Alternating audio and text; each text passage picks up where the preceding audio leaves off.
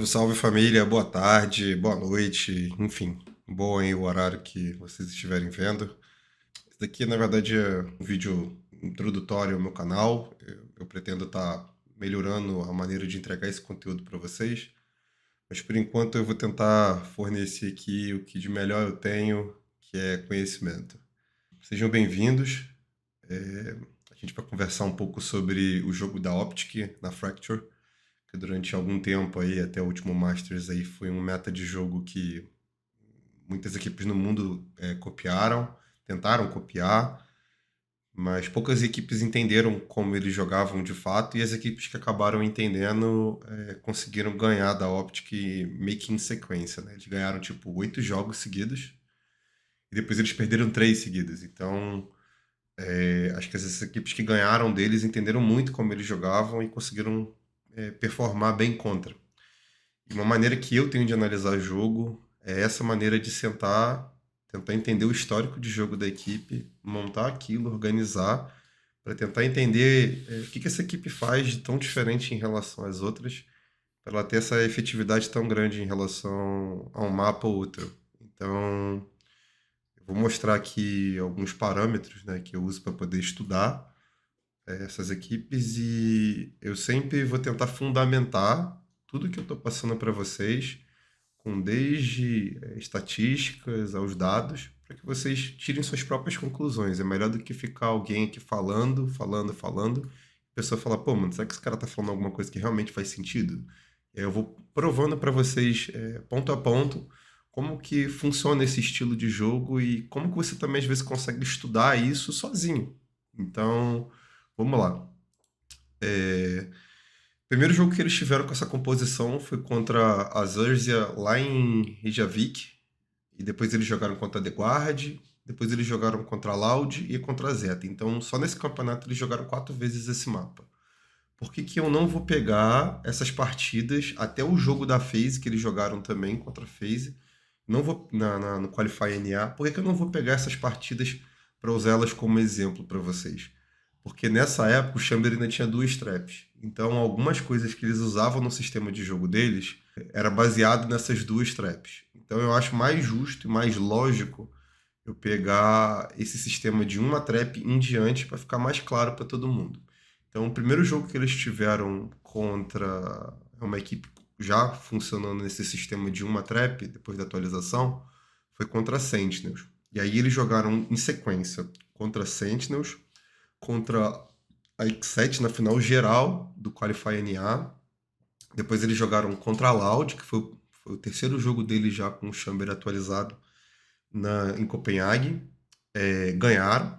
Depois eles jogaram contra a DRX e perderam. Jogaram contra a PaperX e perderam. E jogaram contra a FPX e perderam. Só que perdendo ou não, alguns padrões de jogos eles vão continuar existindo, porque eles não vão ficar alterando aquilo jogo após jogo. O máximo que eles vão fazer é alguma alteração de preferência dentro do jogo ou outra.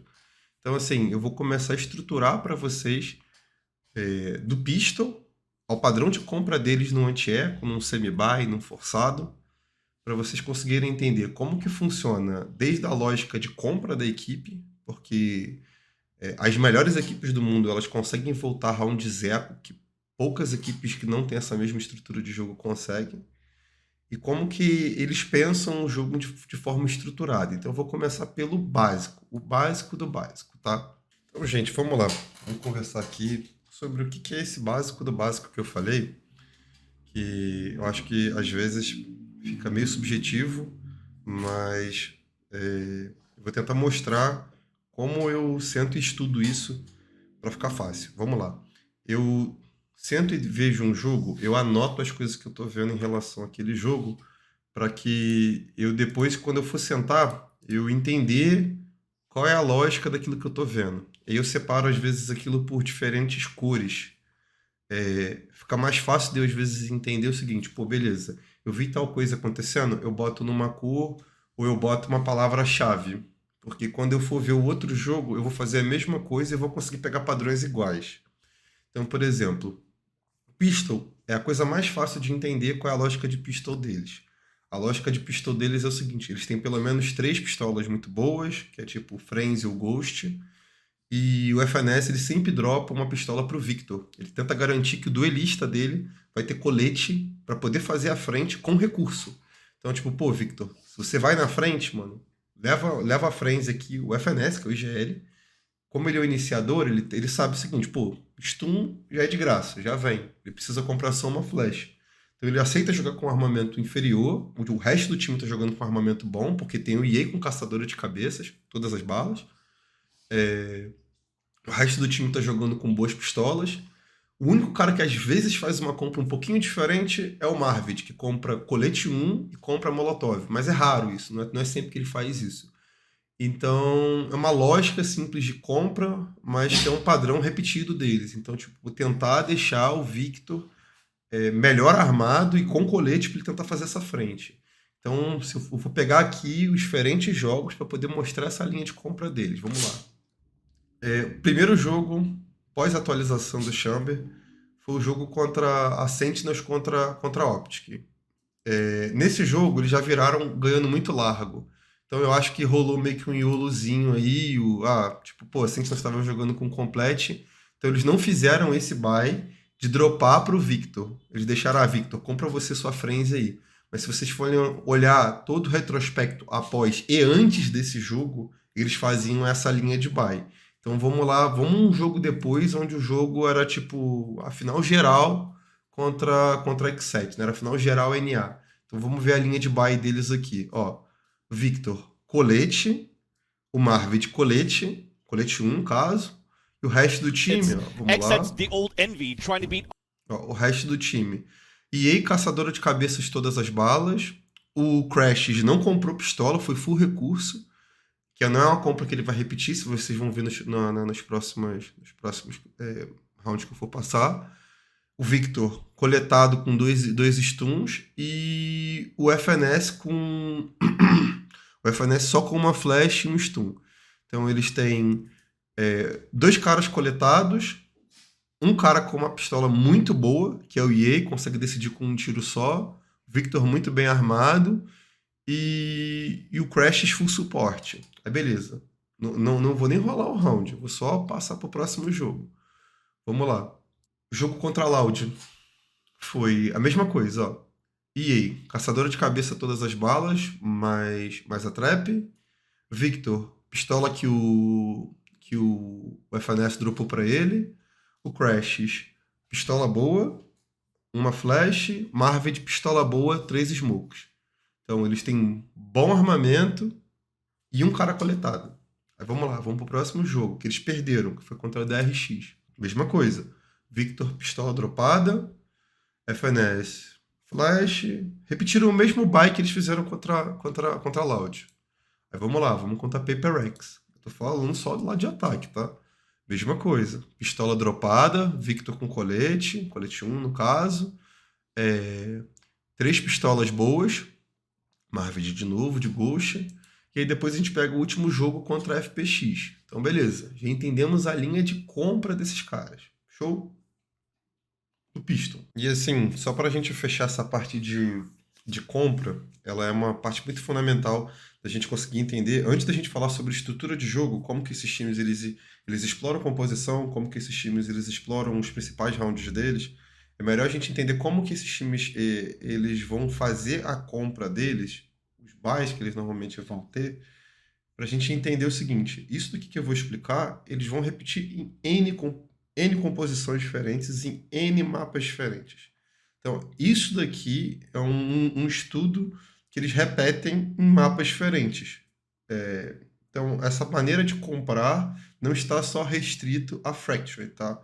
É uma maneira que eles têm de comprar, e talvez eles possam mudar agora no Champions, mas a maneira como eles vieram fazendo os buys deles em relação ao jogo foi em cima disso. Então, o jogo já começa estruturado antes da partida startar, antes deles entrarem no servidor para fazer as coisas. Então, assim, por exemplo, se o time da Optic ele perdia o Pistol e eles tinham que fazer um eco. Esse eco eles já faziam pensando em ganhar o eco. Eles não faziam eco entregando. Então, por exemplo, se eles faziam um round onde eles conseguissem implantar a Spike e 2 do outro time vivessem, eles forçavam. E aí, Eu não vou falar primeiro sobre o forçado. Eu vou falar primeiro sobre um eco total, que seria tipo, eles querendo jogar arma no próximo round. Aí vamos lá. 1.9 de bonificação. Vamos ver aqui. 1.9 de bonificação. O que eles fazem? O EA compra full bala, compra uma trap. Eu nunca mais vi, eu não vi ninguém, nenhum outro chamber fazendo isso que ele faz, que é já comprar a trap naquele round eco. E o resto do time faz um buy muito pequenininho, que é tipo assim, compra um suporte, alguma coisa do tipo. Então, normalmente o Caio, ele compra o suporte, que é o Crashes. O FNS, vez ou outra, compra algumas skills, mas eles focam só nessas skills. E o Marvit compra uma pistola se precisar comprar. O resto do time vai focar em skills, em dar suporte. Se eles entram numa segunda linha perdeu aquele próximo arma e aí já atingiu a bonificação de 2.9. Aí eles já fazem um outro tipo de semi-buy, que é tipo, se eles forem para uma bonificação de 2.4, eles vão fazer um buy tipo xerife colete 1 mais suporte. Se eles forem para um eco, onde eles já estão acumulativos já de 3 rounds em seguida, perdendo, que é a 2.9. E aí eles já partem para literalmente fazer um round forçado. Que é tipo assim, pô, se alguém tem 4.1 de economia, ou 3. Não sei quanto, cara, força uma Vandal, força uma Marshall da vida aí, qualquer colete 1, colete 2, e a gente vai pro round com um ult, uma arma e o EA bem armado também. Então, eles pensam cada round, mesmo perdendo ele, na possibilidade de conseguir jogar em equivalência. Então, quando a economia está na primeira bonificação, eles focam em comprar suporte. Então, é 1.9. Então, beleza. Os suportes vão comprar skills. Quando a economia está em 2.4, eles vão comprar skills, mais pelo menos uma xerife e um colete 1. E quando a economia estaca em 2.9, eles vão comprar armamento, mais um colete 1 ou colete 2 e tentar jogar mixado com ultimates para tentar ganhar esse round. Um fato interessante é isso em diferentes mapas, em diferentes lógicas, tanto de defesa quanto de ataque. O EA dá preferência a guardar o ult de chamber dele para jogar num eco. Ele tenta não gastar esse ult dele, que a maioria dos times vai lá, pô, bateu o ult no chamber, o cara vai lá, já gasta o ult já pensando, pô, eu vou farmar mais orbs durante esse meio tempo, então eu poupo em economia para mim e eu consigo gastar esse ult.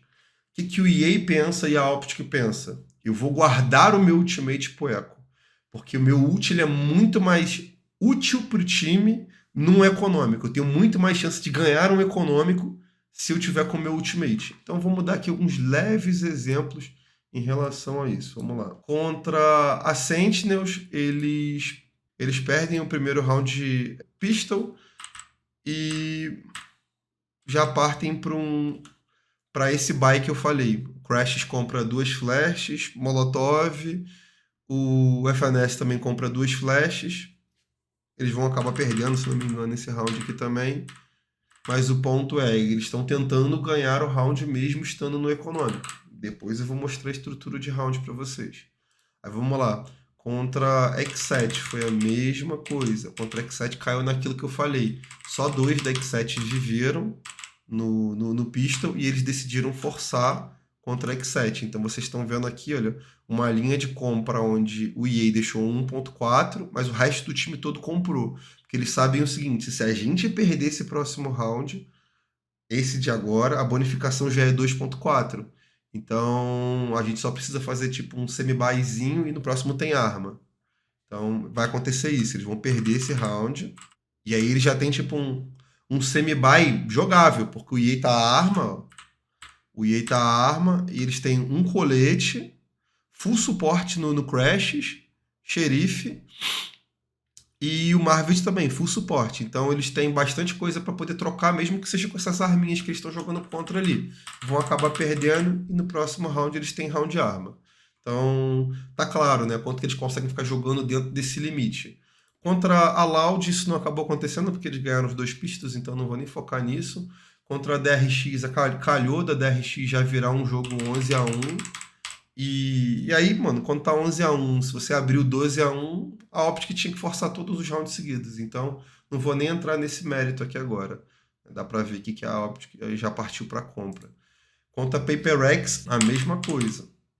Eles perderam o pistol, naquela linha de compra que eu mostrei, e eles já vieram pro anti-eco naquele modelo que eu falei. O EA tem até 1.4, o resto do time, todo mundo ali contido, sem comprar nada. O Victor comprou 2 stuns e o Crashes comprou 2 flashes e uma molotov.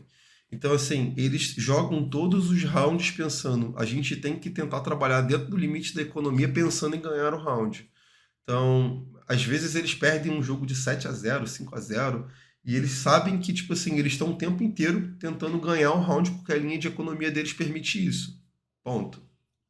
Então, galera, assim, basicamente a gente já separou a parte econômica.